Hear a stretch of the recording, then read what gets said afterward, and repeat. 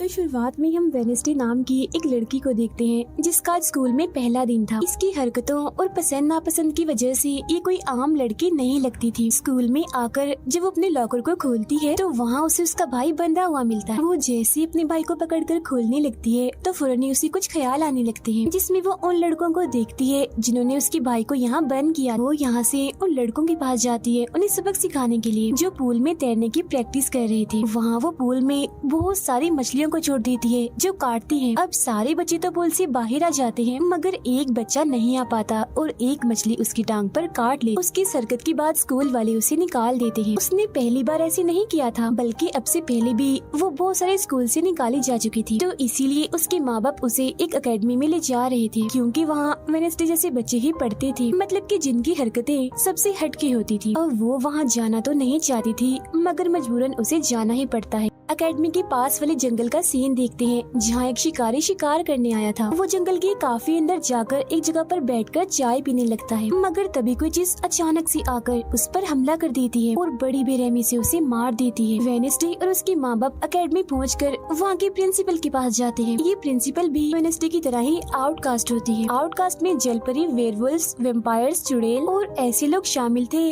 जिनमें जादुई ताकतें पाई जाती है। और इस तरह के ही सारे बच्चे इस एकेडमी में पढ़ते हैं। वेनेसडे के साथ जिसने कमरे में रहना था, यानी उसकी रूममेट, उसने कमरे को काफी रंगीन बनाया हुआ था। इसीलिए सब कुछ वेनेसडे को पसंद नहीं आता, क्योंकि उसे तो बस काला रंग ही पसंद था। यहाँ का सारा माहौल देखकर वो मुंह बना लेती है। तब उसकी रूममेट उससे पूछती है, तुम ठीक हो ना, क्या हुआ तुम्हें? जिस पर उसके डैड जवाब देते हैं, मेरी बेटी बड़ी अजीब है, काफी बोर है और बस इसे तुम जिंदा लाश समझो। अपने डैड की ये बातें सुनकर वेनेसडे उन्हें घूरने लगती है। अब उसकी रूममेट उसे पूरी एकेडमी घुमा रही थी कि तभी एक लड़का वहाँ आकर वेनेसडे से उसकी फेसबुक आईडी मांगता है, जिस पर वो कहती है, मैं कोई भी सोशल मीडिया इस्तेमाल नहीं करती, क्योंकि सोशल मीडिया हड्डियों को सड़ा देने वाली सिर्फ एक बीमारी है और कुछ भी नहीं। जाने से पहले वेनेसडे की मॉम उसे कहती है, अब तुम यहाँ से कभी भाग नहीं पाओ। जिस पर वो कहती है, देख लीजिएगा, मैं आपसे वादा करती हूँ कि जल्दी मैं यहाँ से भाग जाऊंगी। वहाँ से जाते वक्त उसके डैड वहाँ एक हाथ छोड़ देते हैं ताकि वो वेनेसडे पर नजर रख सके। उधर जंगल में जब पुलिस छानबीन करने आती है तो उन्हें उस शिकारी की लाश के टुकड़े अलग अलग जगहों पर पड़े मिलते हैं। ऐसा हादसा वहाँ पहली बार नहीं हुआ था, बल्कि तीसरी बार ऐसा हुआ कि एकेडमी के इस जंगल में कोई मारा गया। और वेनेसडे अपने कमरे की सारी रंगीन चीजें हटा देती है और अपने रूममेट से कहती है, शोर मत करो, कमरे में शांति बनाओ, क्योंकि ये मेरे नॉवल लिखने का वक्त। मगर वो तो गाना लगाकर डांस करने लगती है, जिससे वेनेसडे को गुस्सा आ गया था और वो उसे गाना बंद करने को कहती है। तो वो रूममेट अपने पंजे दिखाकर उसे डराने लगती है, क्योंकि वो थी एक वेयरवुल्फ, मतलब कि आधी इंसान और आधी वुल्फ। तभी इधर एक टीचर आती है जो काफी अच्छी थी और वो वेनेसडे को वेलकम के तौर पर एक फूल गिफ्ट देती। अब अगले दिन जब वेनेसडे कहीं जा रही थी तो उसके डैड का छोड़ा हुआ वो हाथ छुप छुप कर उसे देख रहा था और फिर तभी उसके ऊपर एक स्टैचू गिरने वाला था, मगर बिल्कुल ठीक वक्त पर एक लड़का जिसका नाम जेवियर है उसे बचा लेता। लेकिन इस हड़बड़ी में वो बेहोश हो गई थी और जब उसे होश आती है तो बजाय जेवियर का शुक्रिया अदा करने की वो उसे कहती है कि मुझसे ये उम्मीद मत रखना कि मैं तुम्हारी शुक्रगुजार रहूंगी, क्योंकि तुमने मुझे बचाकर गड़बड़ कर दी, मेरी इतनी अच्छी मौत को टाल दिया। जब जेवियर कहता है, मैं तुम्हें काफी पहले से जानता हूँ, जब हम 10 साल के थे तब हमारी मुलाकात हुई थी, हम दोनों खेल रहे थे तो मैं जाकर एक ताबूत में छुप गया, लोग मुझे जलाने ही वाले थे मगर तुमने मेरी जान बचा ली और आज मैंने तुम्हारी जान बचाकर हिसाब बराबर कर। वेनेसडे जब अपने कमरे में आती है तो उसे अपने बेड पर कुछ महसूस होता है। वो जैसे बिस्तर हटाती है तो वहाँ उस हाथ को देखकर फौरन उसे पकड़ लेती है और पूछती है, तुम कौन हो और यहाँ क्या कर रही हो? जिस पर वो कहता है, मुझे तुम्हारे डैड ने तुम पर नजर रखने को कहा है, वही मुझे यहाँ पर छोड़ कर गए हैं। और वो उसे कहती है, मगर आज के बाद तुम मेरे लिए काम करोगे, वरना मैं तुम्हें हमेशा हमेशा के लिए दराज में बंद कर दूंगी। तो वो इस चीज के लिए मान जाता है कि ठीक है, मैं हर तरह से तुम्हारी मदद करूँगा।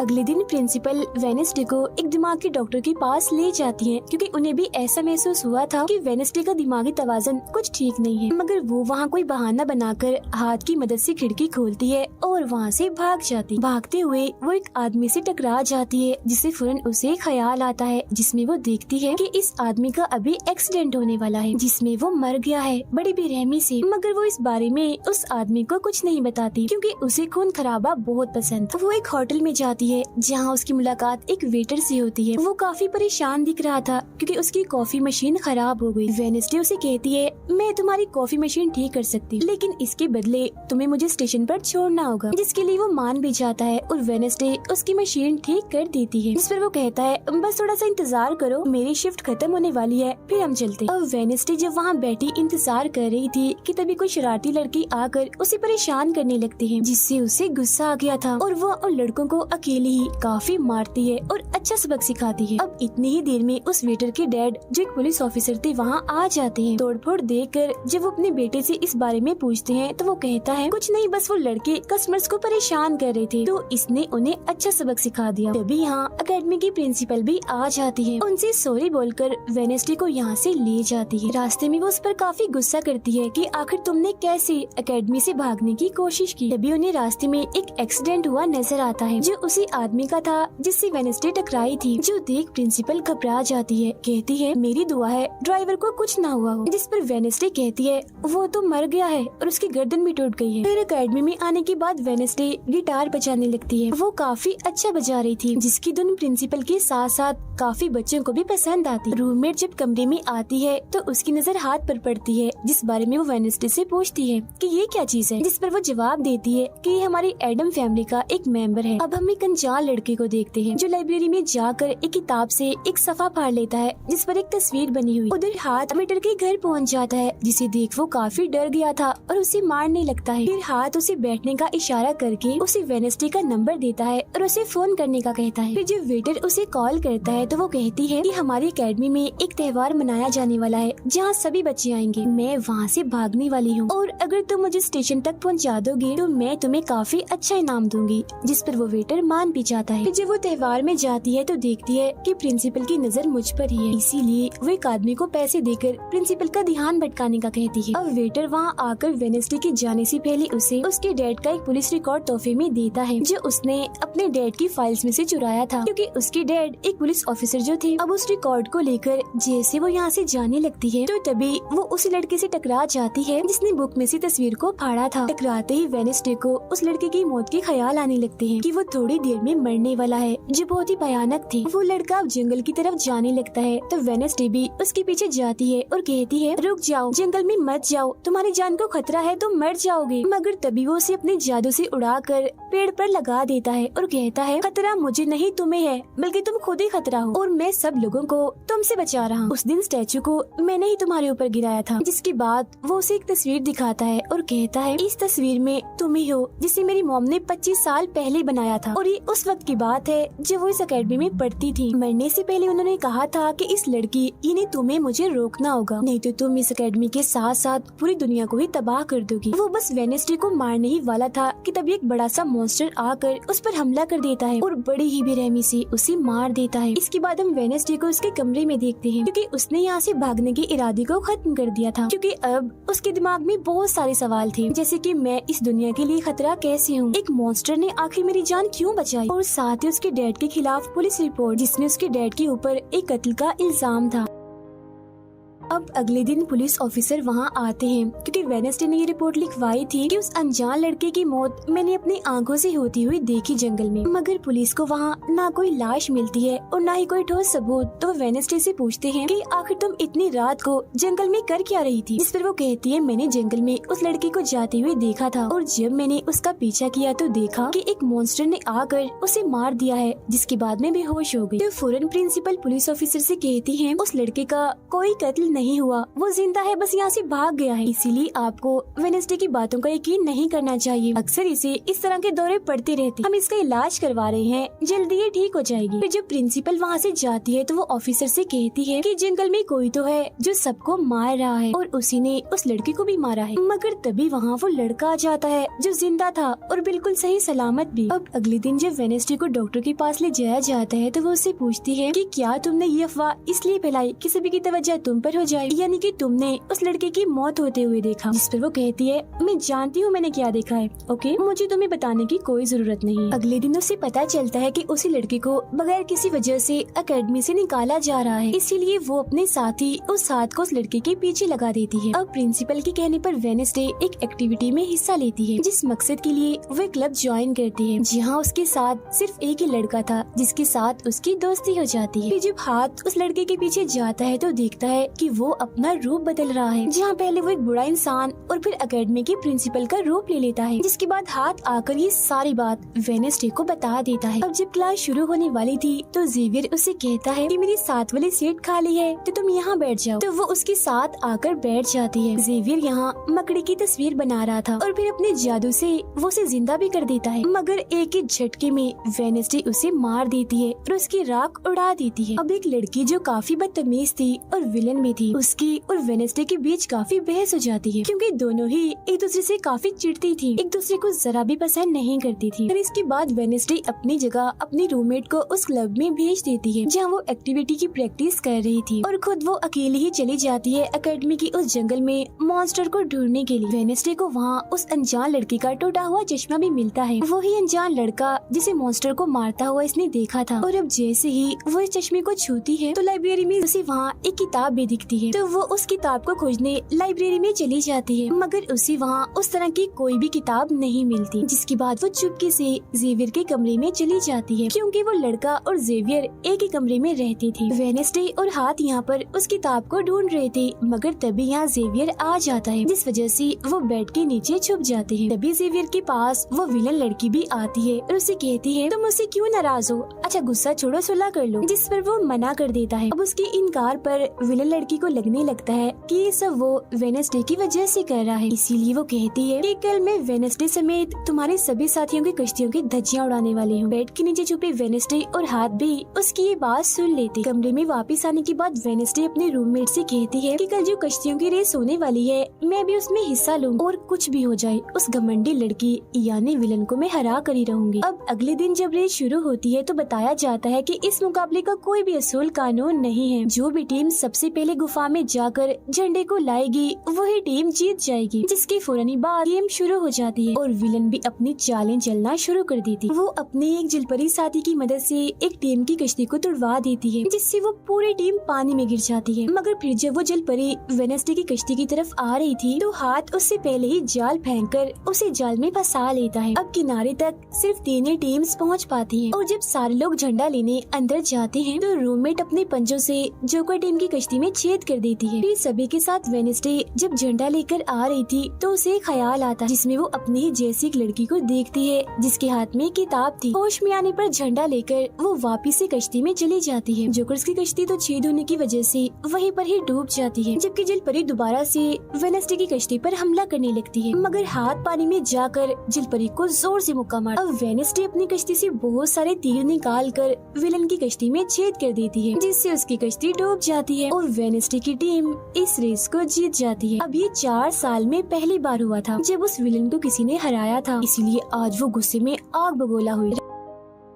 रात के वक्त वेडनेसडे एक स्टैचू के पास जाती है जिसके हाथ में किताब थी। किताब पर लिखी एक पहेली को जैसे ही वो सुलझाती है तो वहाँ एक रास्ता खुल जाता है। जैसे ही उसके अंदर जाती है तो देखती है कि यहाँ उसके मॉम डैड के अलावा और भी बहुत सारे लोगों की तस्वीरें लगी हुई हैं। उसे वहाँ वो किताब भी मिल जाती है जिसकी वो तलाश कर रही थी, मगर जैसे वो उस किताब को वहाँ से लेकर जा रही थी कि तभी अचानक से कोई आकर उस पर हमला कर देता है, जिससे वो बेहोश हो जाती है। अब उसे जैसे होश आती है तो देखती है कि उसे कुछ लोगों ने बंदी बनाया हुआ है, जिन्होंने मास्क भी लगाए हुए थे, मगर उनकी आवाज सुनते ही वेडनेसडे उन्हें पहचान लेती है और कहती है कि मैंने तुम्हें पहचान लिया है, तुम अपने अपने मास्क हटा सकते हो। असल में ये लोग और कोई नहीं बल्कि विलन और उसके साथी थे। इसी दौरान वो अपनी रस्सी भी खोल चुकी थी और वहाँ से जाने लगती है, मगर जाते जाते वो कहती है तुम सब छोटे बच्चे हो, अगवा करना भी तुम्हें ठीक से नहीं आता। वापस आने के बाद वो उस तस्वीर को किताब पर लगाकर मुकम्मल करती है जिसे उस लड़के ने किताब से फाड़ लिया था और वो उसे पढ़ने लगती। अब अगले दिन प्रिंसिपल सभी बच्चों को एक प्रोजेक्ट देती है जिसमें उन्हें शहर की सारी दुकानों पर जाकर काम करना था। शहर पहुंचने के बाद वेडनेसडे जेवियर को वो किताब दिखाकर पूछती है कि क्या तुम इस किताब को पहचानते हो, जिस पर वो कहता है हाँ, इस किताब को लेकर मेरे और उस लड़के के बीच में लड़ाई भी हुई थी जिसके बारे में तुमने कहा था कि मॉन्स्टर ने उस पर हमला कर दिया था। ये किताब एक जादूगर की है और 30 सालों से भी ज्यादा पुरानी है, तो तुम इसके साथ क्या कर रही हो। ये सुन वो उससे पूछती है तुम उस जादूगर के बारे में और क्या जानते हो। वो कहता है कुछ खास नहीं, अगर तुम उस जादूगर के बारे में जानना चाहती हो तो तुम्हें उसके घर जाना होगा जो काफी पुराना एक खास घर है। अकेडमी के सारे बच्चे भी अलग अलग दुकानों में जाकर काम करने लगते हैं। वेडनेसडे एक वेट्रेस बनी थी मगर उसका नखरा गुस्सा देखकर कोई भी उसे खाने की चीज नहीं लेता। वेडनेसडे का दोस्त पेस्ट्री खा रहा था कि तभी शरारती बच्चे आकर उसे परेशान करने लगते हैं और बस फिर होना क्या था, वेडनेसडे वहाँ आती है और उन्हें खूब मारती है। इसके बाद वो अपने उस दोस्त को लेकर जादूगर के घर जाती है ताकि वो सारी सच्चाई जान सके कि आखिर बात क्या है और उस किताब के बारे में भी। उसे वहाँ जादूगर की बहुत सारी चीजें और एक पेंटिंग भी दिखाई देती है। पेंटिंग में वो उसी लड़की को किताब पकड़े हुए देखती है जो उसे गुफा के पास भी दिखी थी। उसके ख्याल में जब उनकी रेस में वेडनेसडे झंडा लेने गई, फिर उसे वहाँ इस पेंटिंग वाली लड़की की किताब भी मिल जाती है मगर वो खाली थी क्योंकि वो नकली थी। इतनी ही देर में वहाँ एक औरत आती है तो वेडनेसडे उसे असली किताब के बारे में पूछती है जिस पर वो कहती है कि वो किताब तो चोरी हो गई थी और इस वक्त तुम जहाँ खड़ी हो ये भी उस जादूगर का असली घर नहीं है। इसके बाद वेडनेसडे वेटर से मिलने उसकी होटल जाती है और उससे जादूगर के असली घर के बारे में पूछती है तो वो उसे असली घर के बारे में बता भी देता है, जहाँ से वेडनेसडे अकेले ही उस घर में चली जाती। वहाँ उसे एक बूढ़ा आदमी मिलता है जो उसे कहता है ये मेरी जगह है, मेरा घर है, निकलो यहाँ से। तब ये सुन वेडनेसडे का साथी वो हाथ उसके मुंह पर ही हमला कर देता है जिससे डरकर वो आदमी वहाँ से भाग जाता है और वेडनेसडे को यहाँ से कुछ नहीं मिलता, इसीलिए वो यहाँ से जाने लगती है। मगर जब वो दरवाजे से बाहर जाती है तो फौरन उसे ख्याल आता है जिसमें वो देखती है कि वो जादूगर एक लड़की को चुड़ैल साबित करके इस घर में बंद कर देता है जहाँ उससे पहले और भी बहुत सारे लोग बंधे हुए थे। ये सारे लोग आउटकास्ट के थे, यानी कोई वेम्पायर था, कोई जलपरी, कोई वेयरवुल्फ तो कोई चुड़ैल। इसीलिए जादूगर इन सबको शैतान समझता था। इस तरह के सभी लोगों को यहाँ कैद करने के बाद वो इस पूरे घर में आग लगा देता है। वो बच्ची जिसे जादूगर ने चुड़ैल साबित किया था वो अपनी मॉम को आजाद करने की कोशिश करती है मगर नहीं कर पाती क्योंकि सभी लोगों को जंजीर की मदद से जमीन के साथ बांधा हुआ था। सिर्फ वो बच्ची ही आजाद थी, इसीलिए अपनी माँ के कहने पर उसे बेसमेंट के जरिए वहाँ से भागना पड़ता है। जिसके बाद वो जादूगर जो बेहद ही जालिम था सभी आउटकास्ट के लोगों को जला देता है। तभी वो लड़की वेडनेसडे के पास आती है और कहती है वो बहुत ही जालिम है, हम सबको मार देगा। तब इतनी ही देर में वो जादूगर भी वहाँ आ जाता है जिससे वेडनेसडे डर जाती है और वापिस से होश में मतलब कि मौजूदा वक्त में आ जाती है। होश में आते वो हाथ से कहती है मैंने उस लड़की को देख लिया, उसने मुझसे बात भी की, मुझे लगता है वो मेरे खानदान की कोई मेंबर है। तभी यहाँ जंगल वाला मॉन्स्टर आकर इस घर पर हमला कर देता है मगर जब उसकी नजर वेडनेसडे पर जाती है तो वो यहाँ से भाग जाता है। वेडनेसडे और हाथ उसका पीछा करते हैं मगर देखते हैं कि मॉन्स्टर के कदमों के निशान तो इंसानी पैरों के निशान में बदल गए। अगले दिन उस जादूगर की मूर्ति को इज्जत के तौर पर इस जगह पर लगाया जाने वाला था क्योंकि शहर के लोग तो उसे अपना हीरो ही मानते थे और आज वेडनेसडे को वहाँ गिटार बजाने के लिए बुलाया गया था। लेकिन वो लोग जैसे मूर्ति लगाकर अपना काम करने लगते हैं तो तभी वो हाथ तीली फेंक कर मूर्ति को आग लगा देता है क्योंकि वेडनेसडे के कहने पर उसने पहले ही मूर्ति पर पेट्रोल डाल दिया था। आग देखकर सारे लोग वहाँ से भाग जाते हैं मगर वेडनेसडे अभी भी वहाँ बैठी गिटार बजा रही होती है। साथ ही वो मूर्ति को जलता हुआ देखकर खुश भी हो रही थी। अब प्रिंसिपल को वेडनेसडे पर ही शक था मगर उसके खिलाफ प्रिंसिपल के पास कोई सबूत नहीं था। अब जादूगर के जिस पुराने घर में वेडनेसडे गई थी जहाँ वो बूढ़ा आदमी था वो अभी भी वही रुका हुआ था मगर तभी वो मॉन्स्टर वहाँ आता है और उस बूढ़े आदमी पर हमला कर देता है। लेकिन मरते मरते वो बूढ़ा आदमी मॉन्स्टर की 2-3 तस्वीरें अपने कैमरा में बना ही लेता है। पुलिस को जब ये खबर मिलती है तो फौरन छानबीन करने पहुँच जाते हैं जहाँ उन्हें बूढ़े आदमी के कैमरा से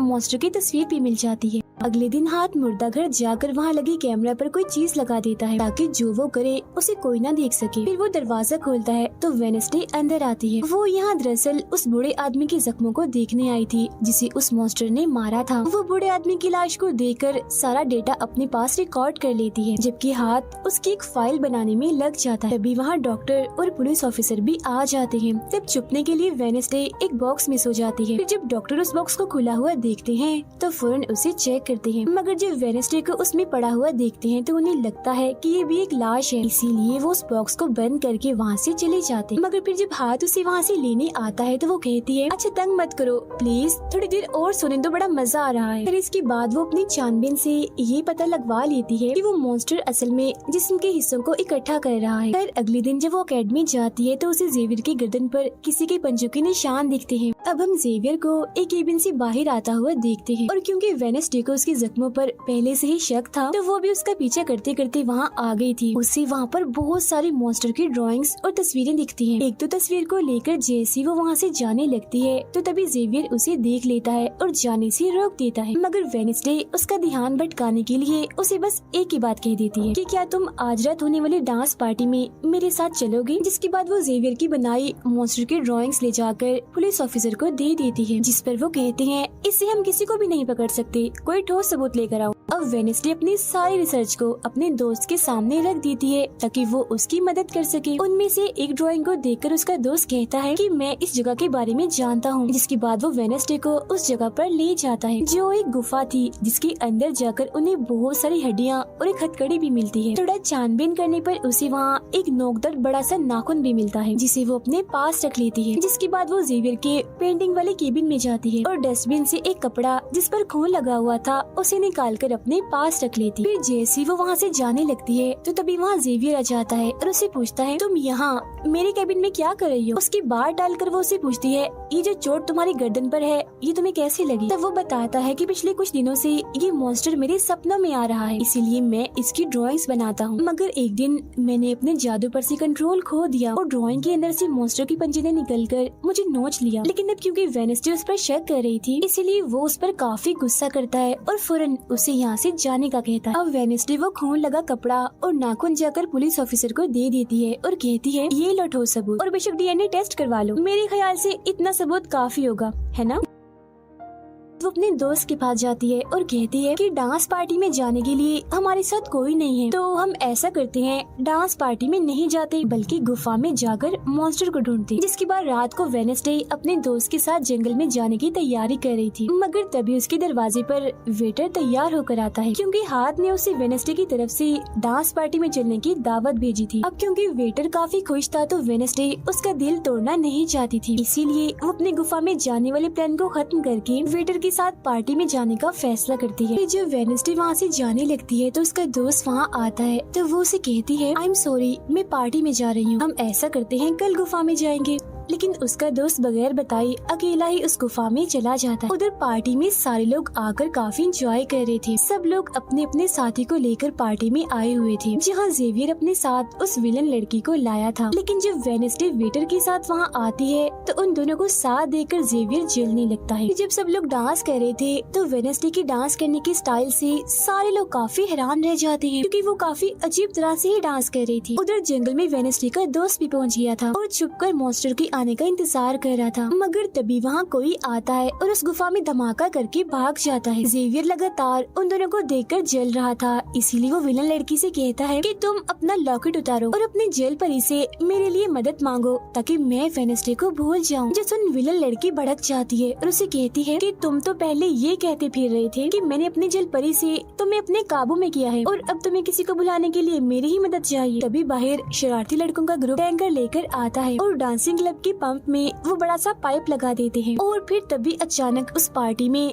खून की बारिश होने लगती है क्योंकि जो टैंकर वो शरारती लड़के लाए थे जिसका पाइप उन्होंने लगाया था उसमें दरअसल खून था। ये देख सारे लोग घबरा जाते हैं और पार्टी से भागने लगते हैं, मगर वेडनेसडे वहीं खड़ी रहती है क्योंकि उसे तो अब और मजा आ रहा था क्योंकि वो बारिश खून की नहीं बल्कि कलर की थी जिसमें वो काफी एंजॉय कर रही थी। तभी वेडनेसडे को ख्याल आता है जिसमें वो देखती है कि उसका दोस्त अकेला ही जंगल में चला गया है जहाँ वो मुसीबत में है, उसकी जान खतरे में है, इसीलिए वो जंगल की तरफ उसे बचाने के लिए भाग जाती है। उसके दोस्त के पीछे दरअसल वो मॉन्स्टर पड़ गया था जिससे बचकर वो भाग रहा था। वो मॉन्स्टर एक बार उस पर हमला करता ही है कि तभी वेडनेसडे उसे ढूंढते हुए वहाँ आ जाती है। तब मॉन्स्टर उसे देखकर वहाँ से भाग जाता है। वो अपने दोस्त को बेहोश पड़ा हुआ देखकर काफी घबरा जाती है। इतनी ही देर में उसकी टीचर भी उसका पीछा करते करते वहाँ आ गई थी, जिसके बाद उसके दोस्त को हॉस्पिटल ले जाया जाता है और वेडनेसडे खुद वापस अपने एकेडमी में आ जाती है जहाँ वो अपने डैड पर लगी इल्जाम को सुलझाने की कोशिश कर रही थी कि आखिर सच क्या। अकेडमी में सारे माँ बाप अपने बच्चों से मिलने आते हैं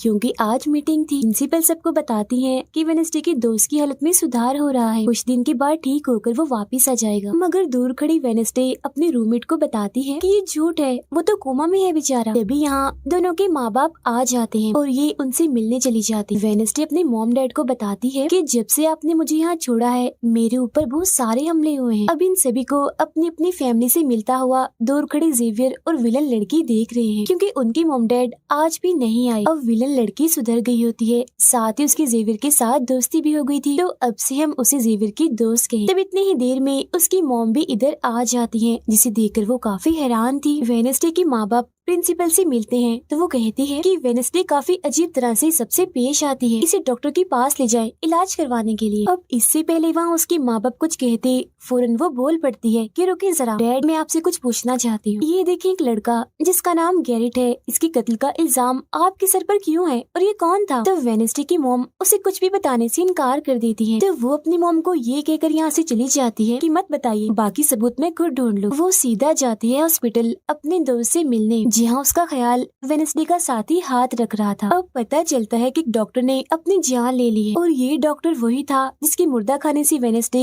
बूढ़े आदमी की लाश को देखने आई। मरने से पहले डॉक्टर ने एक खत भी छोड़ा था जिसमें लिखा हुआ था कि मैं गैरेट के केस पर शर्मिंदा हूँ क्योंकि मैंने उसकी झूठी रिपोर्ट बनाई थी। अब जब सारे लोग खाना खा रहे थे तो तभी वहाँ पुलिस ऑफिसर आकर वेडनेसडे के डैड को पकड़ लेता है और कहता है कि गैरेट की मौत के इल्जाम में तुम्हें गिरफ्तार किया जा रहा है। जेल में वेडनेसडे अपने डैड से मिलने जाती है, पूछती है कि बताएं गैरेट से आपका क्या वास्ता है। तो वो बताते हैं कि गैरेट तुम्हारी मॉम से बहुत प्यार करता था, फिर एक दिन जब तुम्हारी मॉम और मैं साथ थे तो गैरेट ने आकर मुझ पर हमला कर दिया। मैंने अपना काफी बचाव किया जिस दौरान गलती से उसकी मौत हो गई। ये सुन वेडनेसडे को उनकी बात थोड़ी झूठी लगती है। फिर वो पुलिस ऑफिसर के पास जाती है, कहती है मेरे डैड ने गैरेट को नहीं मारा और ये उनके खिलाफ साजिश की जा रही है। जिस पर वो कहता है दुनिया तुम्हारे हिसाब से नहीं चलती, हमारे पास सबूत आ गए हैं तुम्हारे डैड के खिलाफ। वो कहती है मैं नहीं मानती और मेरा ख्याल है कि जिसने मेरे दोस्त को मारने की कोशिश की उसने ही गैरेट को मारा होगा। पार्क में रूममेट अपनी मॉम के साथ बैठी थी, जहाँ उसकी मॉम चाहती है कि वो पूरी तरह एक वेयरवुल्फ बन जाए और वो उसे एक डॉक्टर के पास जाने का कहती है, मगर रूममेट ऐसा नहीं चाहती, इसलिए वो यहाँ से चली जाती है। अब वेडनेसडे अपनी मॉम के पास जाती है ताकि वो सारी सच्चाई जान सके। उसकी मॉम खुफिया लाइब्रेरी में थी। वो अपनी मॉम से कहती है कि आपने मुझे इस अकेडमी में इसलिए भेजा ना ताकि मैं हमेशा आपकी परछाई बन के रहूं। जिस पर उसकी मॉम कहती है कि ये सिर्फ अकेडमी ही नहीं बल्कि पहले यहाँ एक ग्रुप हुआ करता था जिसकी बुनियाद तुम्हारे डैड की फैमिली की एक औरत ने रखी थी जिसका नाम गुडी था। वो कहती है मैं ये जानना चाहती हूँ कि डैड ने तो गैरेट को नहीं मारा तो फिर किसने मारा है। तब उसकी मॉम सच्चाई बताती है कि जब मैं वहाँ गई तो मैंने देखा कि तुम्हारे डैड और गैरेट आपस में लड़ रहे थे। मैंने उन्हें रोकने की कोशिश की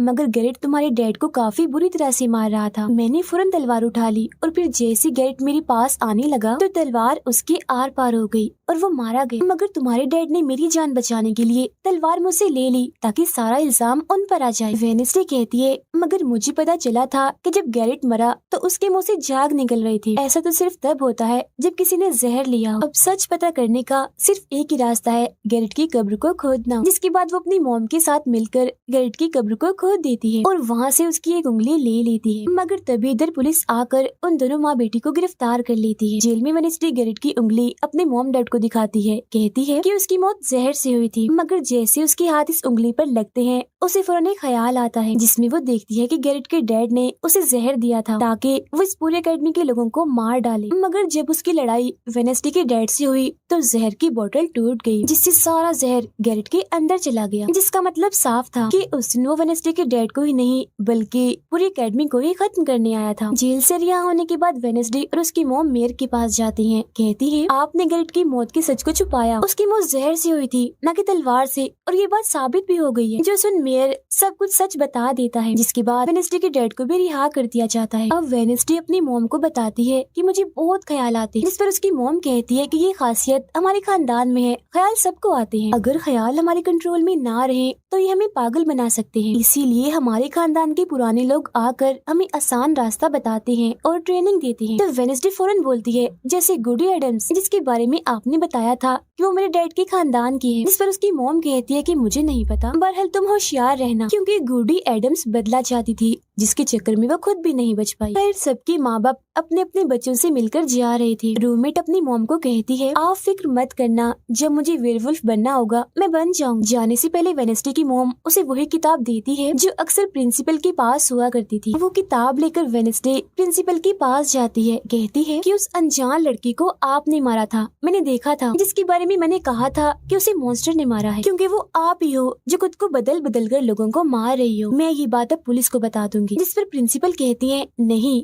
उसे मैंने नहीं मारा, बल्कि वो तो अपनी ताकतों पर से कंट्रोल खो बैठा था और उस दिन उसने तुम्हें मारने की भी कोशिश की थी। इनकी बातों के दौरान इन्हें बाहर से शोर सुनाई देता है। ये चेक करने जब वहाँ जाती हैं तो पता चलता है कि बाहर ग्राउंड में आग से कुछ लिखा हुआ है। अब वेडनेसडे अपने चारों तरफ मोमबत्तियां जला के बैठी थी क्योंकि वो गुडी को बुलाने की कोशिश कर रही, मगर तभी इधर उसकी रूममेट आ जाती है। साथ ही उसे एक खत भी मिलता है जिसमें कोई उसे गुफा में मिलने बुलाता है। जब वेडनेसडे अपनी रूममेट के साथ वहाँ जाती है तो गुफा के अंदर जाने के बाद उसे एहसास होता है कि यहाँ कोई है। यहाँ दरअसल जेवियर और उसके साथी थे जो वेडनेसडे को सरप्राइज देना चाहते थे क्योंकि आज उसकी बर्थडे थी। यहाँ वेडनेसडे को एक लाइन लिखी हुई दिखती है कि जब मैं लौटूंगा तो शोले बरसेंगे। इसे जैसी वो हाथ लगाती है तो उसे ख्याल आता है जिसमें वो उसी लड़की से मिलती है जो अक्सर उसे नजर आया करती थी, और ये और कोई नहीं बल्कि गुडी ही है। वो वेडनेसडे को एक महल दिखाकर कहती है कि अगर तुम्हें उस जादूगर के बारे में जानना है तो तुम्हें इस महल को ढूंढकर यहाँ आना होगा। जब वो ग्राउंड में खड़ी उस लाइन को देख रही थी जहाँ आग से कुछ लिखा था तो तभी उसके पास जेवियर आता है जिससे वो बात नहीं करती क्योंकि नाराज थी। उसे लग रहा था कि हो ना हो जेवियर ही वो मॉन्स्टर है। फिर वो अपने दोस्त के पास हॉस्पिटल जाती है जो अभी भी बेड पर था और उसकी हालत भी खराब थी, इसीलिए वो उसे कोई बात नहीं कर पाती। अब वेडनेसडे अपने दोस्त वेटर से मिलने जाती है और उसे उस महल जो गुडी ने दिखाया था उसकी तस्वीर दिखाकर पूछती है कि क्या तुम इस जगह के बारे में जानते हो, जिस पर वो मना कर देता। अब यहाँ तो उसका काम नहीं हुआ, इसीलिए वो उस तस्वीर को लेकर जेवियर के पास जाती है और उससे भी वही सवाल करती है कि क्या तुम इस जगह के बारे में जानते हो, मगर तभी उसकी नजर इसी महल की पेंटिंग पर जाती है जो जेवियर ने पहले से ही बनाई हुई थी, जिस पर वो बताता है कि ये जगह रात को मेरे सपने में आई थी तो मैंने इसे बना दिया। अच्छी बात ये थी कि जेवियर इस जगह के बारे में जानता भी था। तब उसे महल का पता लेकर वेडनेसडे वहाँ पहुँच जाती है जहाँ मेयर पहले से ही मौजूद था, और क्योंकि वो जान गया था कि असली कातिल कौन है तो वेडनेसडे उसकी गाड़ी में ही छुप जाती है। मगर जैसे मेयर की गाड़ी शहर में पहुँचती है तो कोई उनकी गाड़ी को ठोक देता है जिससे मेयर का एक्सीडेंट हो गया था। वो काफी जख्मी हो जाते हैं, उनकी हालत मरने वाली हो गई। फिर अब रात के वक्त वेडनेसडे वेटर और अपने रूममेट के साथ उसी महल में आती है। यहाँ उसे ऐसा महसूस होता है जैसे कोई इधर रह रहा है क्योंकि मोमबत्तियां गर्म थी और ये कमरा बिल्कुल साफ था। इतनी ही देर में वो मॉन्स्टर भी यहाँ आ जाता है जिससे बचने के लिए ये लोग छुप जाते हैं। ये लोग देखते हैं कि जिन जिन लोगों पर मॉन्स्टर ने हमला किया था उनके जिस्म के कटे हुए हिस्से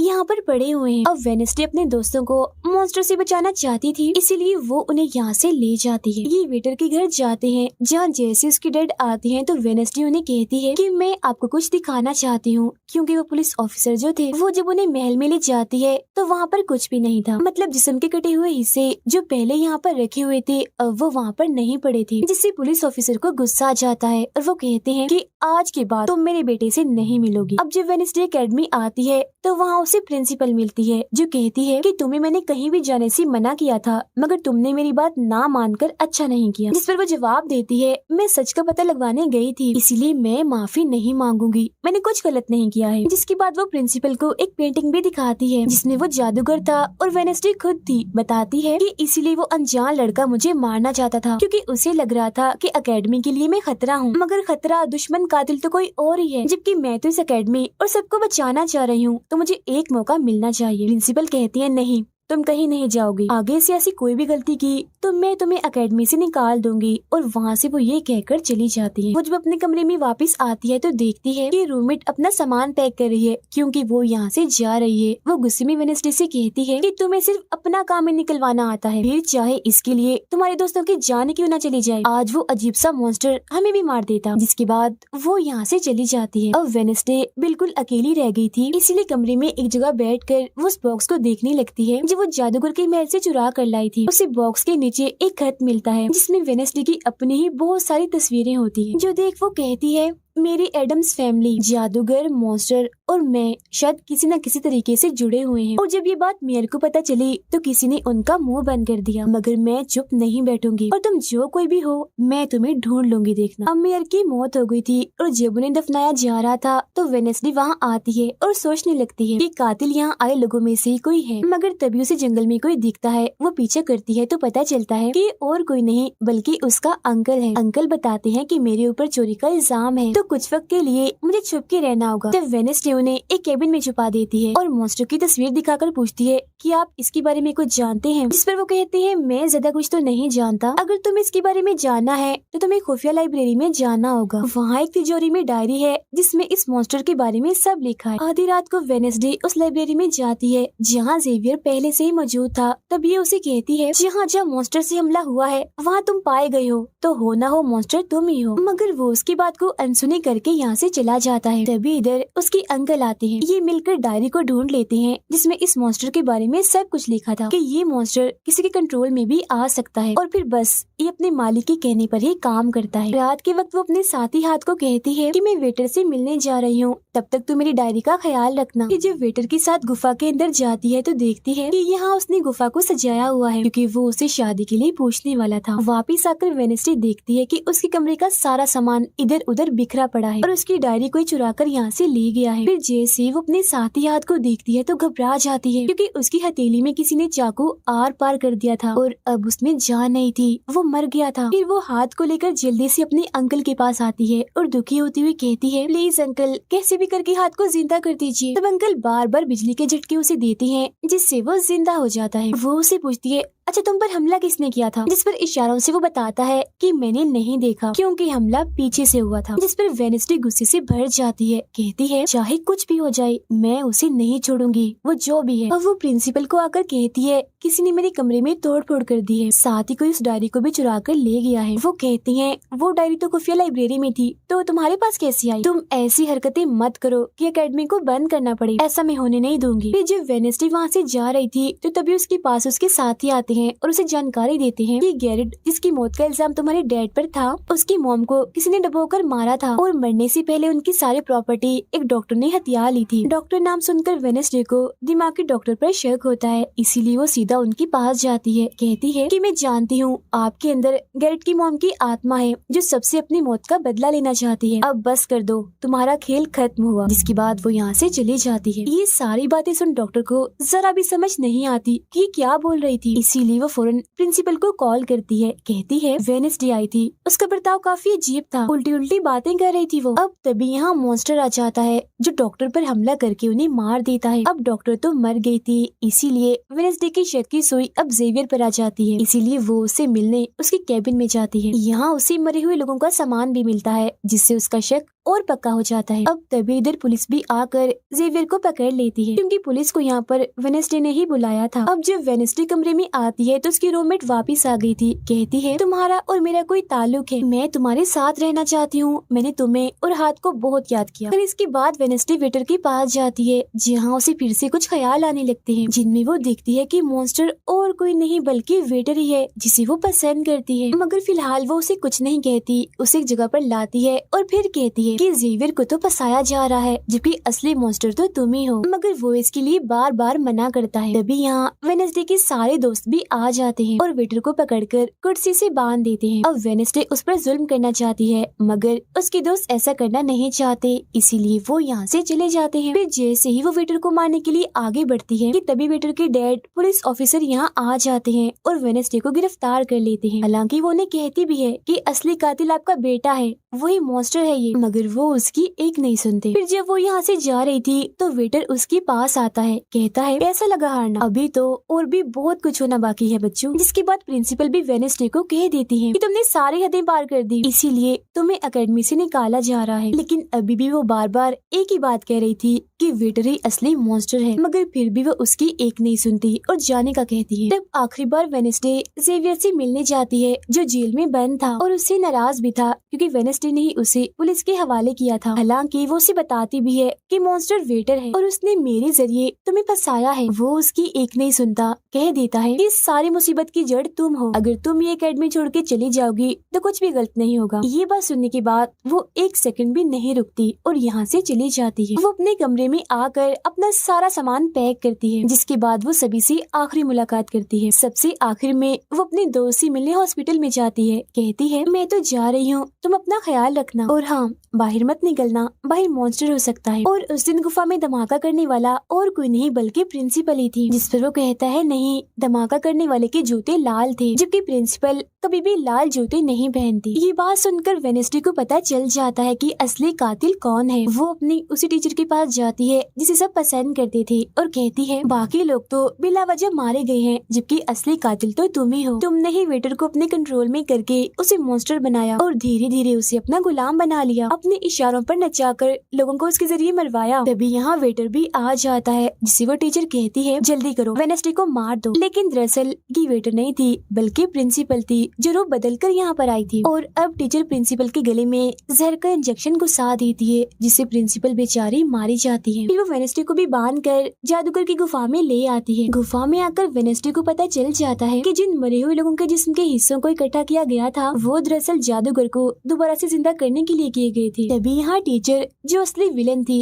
वेडनेसडे को बताती है कि जब गुडी ने जादूगर को मारा था तो गुडी ने अपने खून से जादूगर की कब्र पर एक ताला लगा दिया था और अब जादूगर को जिंदा करने के लिए हमें गुडी की फैमिली मतलब एडम्स फैमिली के ही किसी इंसान का खून चाहिए, साथ ही पूरे चांद की रात भी हो। और अब हमें ये सुनहरी मौका मिल गया है जादूगर को जिंदा करने का, क्योंकि एडम्स फैमिली से तुम हो और आज पूरे चांद की रात भी है, हम तुम्हारा खून लेंगे। जिसके बाद टीचर वेडनेसडे के हाथ पर कट लगा देती है, जिससे उसका खून निकलने लगता है। फिर वो उसके खून से जादूगर की कब्र का ताला खोल देती है और फिर अगले ही पल जादूगर भी जिंदा होकर अपनी कब्र से बाहर आ जाता है। बाहर आते ही वो वेडनेसडे को चाकू मार देता है, जिससे वो जख्मी हो जाती है। इसके बाद वो एकेडमी को खत्म करने के लिए चला जाता है। अब तभी यहाँ गुडी एडम्स आती है और वेडनेसडे को बिल्कुल ठीक कर देती है, मतलब कि उसके जख्म, और कहती है मैंने तुम्हें ठीक तो कर दिया है मगर अब की बाद मैं तुम्हें नजर नहीं आऊंगी। जंगल की रास्ते से जब वेडनेसडे जा रही थी तो तभी उसके सामने वेटर आ जाता है। उसे टीचर कंट्रोल कर रही थी, इसीलिए वो मॉन्स्टर बनकर उस पर हमला कर देता है। वो बस उसे मारने ही वाला था कि तभी यहाँ एक वेयरवुल्फ आ जाती है, जो और कोई नहीं बल्कि रूममेट थी, जो आज पहली बार वेयरवुल्फ बनी थी,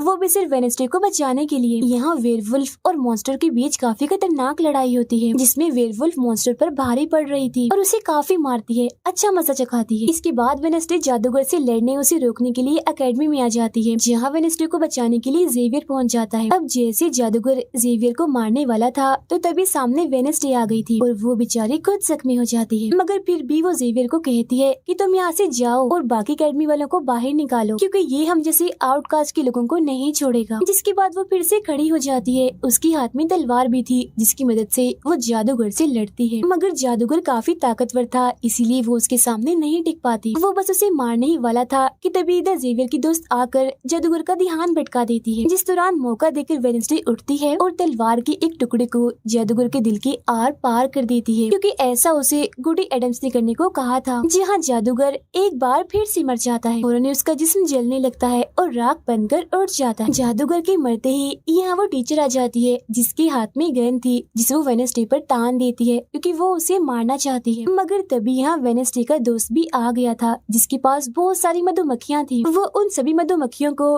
टीचर पर छोड़ देता है, जिससे उसका भी काम तमाम हो जाता है। जब वेडनेसडे अपने मिशन में कामयाब होकर बाहर आती है जहाँ सारे लोग खड़े थे, तो वो वहाँ अपने रूममेट को भी देखती है, जो अब वेयरवुल्फ से अपने असली रूप में आ गई थी। यहाँ वो दोनों पहली बार गले मिलती हैं, मगर हैरत अब वेडनेसडे को कोई भी ख्याल नहीं आ रहा था। कुछ वक्त के बाद वेडनेसडे अपना नॉवल भी पूरा कर लेती है, मगर वो इसका एंड नहीं करती, इन्हीं की उसे खत्म नहीं करती और आगे बस एक सवालिया निशानी छोड़ देती है। वो जेवियर से मिलने जाती है, जहाँ वो उसे गिफ्ट देता है जिसमें मोबाइल था। वो इस गिफ्ट को ले तो लेती है मगर कुछ नहीं कहती और वहाँ से चली जाती है। फिर जब वो अपनी गाड़ी में थी तो उसके पास मैसेज आता है, जिसमें उसकी कुछ तस्वीरें थी और साथ ही ये मैसेज भी था कि मैंने तुम पर नजर रखी हुई है, जिससे वो सोच में पड़ जाती है कि टीचर तो मर गई है, मगर अब उसके बाद ये कौन है जो सब कर रहा है। इसी सोच में वो अपने घर के लिए निकल जाती है, जिसके बाद हम पुलिस की गाड़ी को देखते हैं, जिसमें वो वेटर को बांधकर कहीं ले जा रहे थे, क्योंकि उन्हें भी पता चल गया था कि यही असली मॉन्स्टर है, इसे बस कोई कंट्रोल करता है। मगर तभी अचानक से वेटर दोबारा मॉन्स्टर बन जाता है और सभी पुलिस वालों को मार देता है, जिसका मतलब ये था कि टीचर की तरह अभी भी कोई है जो इसे कंट्रोल कर रहा है और वो लोगों को मरवाता रहेगा इसके जरिए। और ये अनजान इंसान वही हो सकता है जिसने वेडनेसडे को मैसेज किया, यानी कि अभी भी कोई है जो एकेडमी को बंद करवाने में लगा है और मॉन्स्टर के जरिए खून खराबा कत्ल होना आम ही रहेगा। और इसी के साथ ही ये सीजन इधर ही खत्म हो जाता है।